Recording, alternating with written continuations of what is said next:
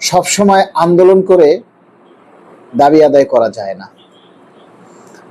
কোনো কোনো সময় কিছু কৌশল অবলম্বন করতে হয়। দাবি আদায় করলে মানে আন্দোলন করলেই যে সরকার দাবি মেনে নিবে এটা ভাবাটা বোকামি। এগুলি ওই দেওয়া পর্যন্তই, এগুলির কোনো রেজাল্ট হয় না।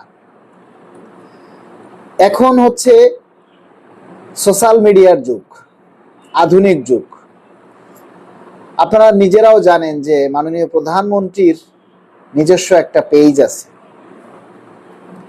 আমাদের মাননীয় প্রধানমন্ত্রীর তার নিজের একটা পেজ আছে, তারেক রহমান, দেখবেন। আবার প্রধান উপদেষ্টার কার্যালয়ে এমপিও, মিনিস্টার অফ পার্লামেন্ট, না পিএমও, প্রাইম মিনিস্টার, ঠিক আছে, এরকমের একটা পেজ আছে। তার মানে আপনাদেরকে যেটা বুঝাতে চাচ্ছি, আমরা সোশ্যাল মিডিয়ায় এখন অনেক দুর্বল। সোশ্যাল মিডিয়াতে আমরা অনেক দুর্বল। আমাদের দাবির কথাগুলি, আমাদের চাওয়াগুলি এখন অনেকেই আর প্রচার করে না। আপনাদেরকে লাইক কমেন্টস করতে বললে অনেক শুয়ার আছে, তারা আমাদেরকে ভিউ ব্যবসায়ী বলে। আরে ভিউ যদি না হয় তাহলে এই প্রচার করে লাভ কি? যারা ভিউ ব্যবসায়ী বলে তাদের কাছে প্রশ্ন, আপনারা ফেসবুকে কেন পোস্ট করেন? আপনারা ফেসবুকে কেন পোস্ট করেন? আবার আজকে একজন পুলিশ সদস্য আমাকে ফোন করেছে, মালেক ভাই, ফেসবুকে দেখলাম কেউ লিখেছে মালেক ভাই আর নেই, ইন্না লিল্লাহি ওয়া ইন্না ইলাইহি রাজিউন। তো সেই পুলিশ সদস্য ফেসবুকে এই পোস্টটা দেখার পর সাথে সাথে আমাকে ফোন দিছে।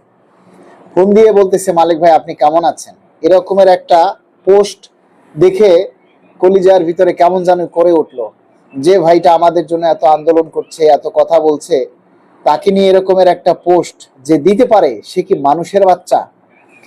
তাই আপনাকে শিওর হওয়ার জন্য আপনাকে ফোনটা দিলাম, আপনি সুস্থ আছেন কিনা বা আপনি কেমন আছেন সেটা জানার জন্য। তা আমি বললাম যে ভাই আমি আলহামদুলিল্লাহ, আল্লাহ আমাকে ভালো রেখেছেন। আমার যতদিন শক্তি আছে, সামর্থ্য আছে, আমি আপনাদের জন্য, আমাদের দাবি আদায়ের জন্য চেষ্টা করে যাব। আপনারা সবাই দেখেছেন যে গত পরশুদিন আমি ভিপি নূরের কাছে গিয়েছিলাম, কিন্তু সেই দিন আমি তার সাক্ষাৎ পাইনি। তার পরের দিন বিকালবেলা বাইক অ্যাক্সিডেন্ট করেছি, বাইক থেকে পড়ে গিয়েছি, হাঁটুতে প্রচন্ড ব্যথা পাইছি। তারপরে যখন সন্ধ্যায় শুনলাম, গতকালকের কথা, গতকাল সন্ধ্যায় যখন শুনলাম যে ভিপি নূর তার রাজনৈতিক কার্যালয়ে আসবে, আমাকে যাওয়ার জন্য বলছে যে আপনি আসেন, তখন আমি অনেক ব্যথা নিয়েও আবার সেই ভিপি নূরের রাজনৈতিক কার্যালয়ে ছুটে গেলাম। সেখানে গিয়ে তার সাথে কথা বললাম। সে ছবি তো আপনারা অলরেডি দেখেছেন অনেকেই।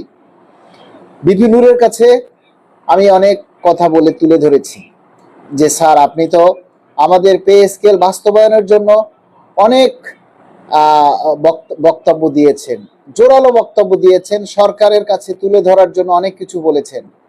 স্যার আপনি শুধু ততটুকু না, তার অর্ধেকটাও না, আপনি তার 1/3 যদি সংসদে বলেন, তাহলে আমাদের দাবি ইনশাআল্লাহ সরকারের নজরে আসবে, আমলে আসবে। তিনি আমার কাঁধে হাত দিয়ে বলেছেন, ইনশাআল্লাহ আমি চেষ্টা করব, আপনাদের দাবিটা যৌক্তিক, আপনাদের দাবি বাস্তবায়নের জন্য যতটুকু করা লাগে আমি করব, সংসদেও আপনাদের দাবির কথাগুলি তুলে ধরব। এখন বিষয় হচ্ছে কি ভাই, একজন নেতা ক্ষমতায় যাওয়ার আগ পর্যন্ত যেভাবে কর্মচারীদের দাবি নিয়ে বা বিভিন্ন মানুষের দাবি নিয়ে লড়ে বা কথা বলে, ক্ষমতায় যখন ক্ষমতার চেয়ারে বসে তখন সে আর সেইভাবে বলতে পারে না, বলেও না। এটাই হলো বাস্তবতা। এখন আমরা অপেক্ষায় আছি, আমরা সময় গুনতেছি যে জুনায়েদ সাকি এবং ভিপি নূর, এই দুইটা ব্যক্তি আমাদের দাবি আদায়ের জন্য যেভাবে সংগ্রাম করেছে, যেভাবে আমাদের মিটিং মিছিলে, আমাদের প্রতিটা প্রোগ্রামে যোগ দিয়েছে, যেভাবে তারা আমাদের কথাগুলি বলেছে, সেইভাবে যদি তারা তার অর্ধেকটাও না, তার চাইতেও যদি কম বলে সংসদে, তবুও আমাদের দাবিটা বাস্তবায়ন হবে।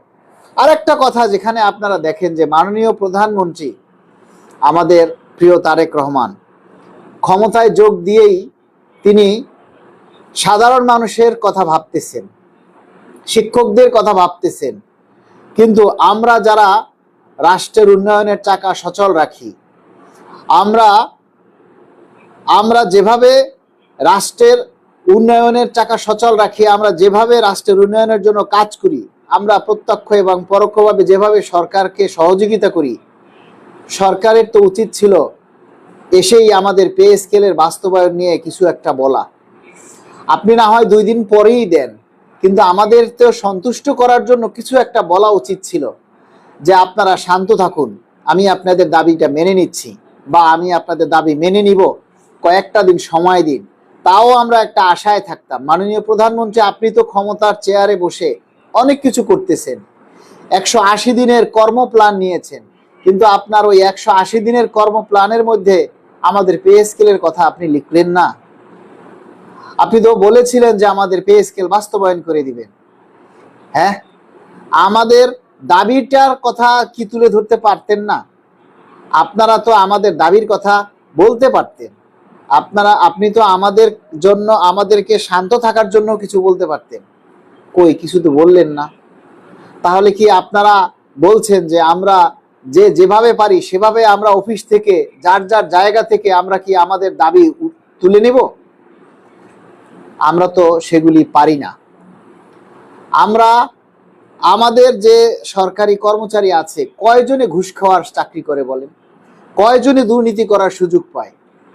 বেশিরভাগই তো সেই কাজগুলি করে না। তাহলে যারা করে তারা তো ভালোভাবে চলে, তারা দাবি নিয়ে কথা বলে না, তারা একটা কর্মসূচি দিলে রাস্তায়ও আসে না। কিন্তু এই যে পে স্কেল নিয়ে আমরা যারা সোশ্যাল মিডিয়ায় বর্তমানে এই দাবিগুলি নিয়ে আমরা কথা বলি, প্রকৃতপক্ষে তারাই সততার সাথে চাকরি করে। একটা কথা, আপনারা যারা আছেন, 900 মানুষ লাইভে আছেন, একটা কথা স্পষ্ট শুনেন। এই লাইভে এসে আমরা যারা কথা বলি, আমরা ফেসবুকে সোশ্যাল মিডিয়ায় দাবি নিয়ে যারা কথা বলি, আপনারা আমাদের যারা সাপোর্ট দেন, যারা আমাদেরকে কমেন্টস করেন, আমাদের আশায় থাকেন, বিশেষ করে বিশ্বাস করেন, এই মানুষগুলাই সৎ মানুষ। এই মানুষগুলাই কষ্টে আছে প্রকৃতপক্ষে, বাকিরা কেউ কষ্টে নাই। আরে আপনি যদি কষ্টে থাকেন তাহলে তো অবশ্যই আপনি আপনার দাবির কথা তুলে ধরবেন না? আপনার হাতে কি অ্যান্ড্রয়েড ফোন নাই? আপনি কি ফেসবুক চালান না? আপনি কি আমাদের এই দাবির কথাগুলি দেখতে পান না? সব পাচ্ছেন, আপনি দেখতেও পাচ্ছেন, আপনি বুঝতেও পারতেছেন, কিন্তু আপনার পেটে ক্ষুধা নাই। কেননা আপনার কোনো না কোনোভাবে অবৈধ ইনকাম আছে। এটা একেবারে 100% কথা। আপনাদের অবৈধ আয় আছে বিধায় আপনাদের পে স্কেলের দরকার নেই।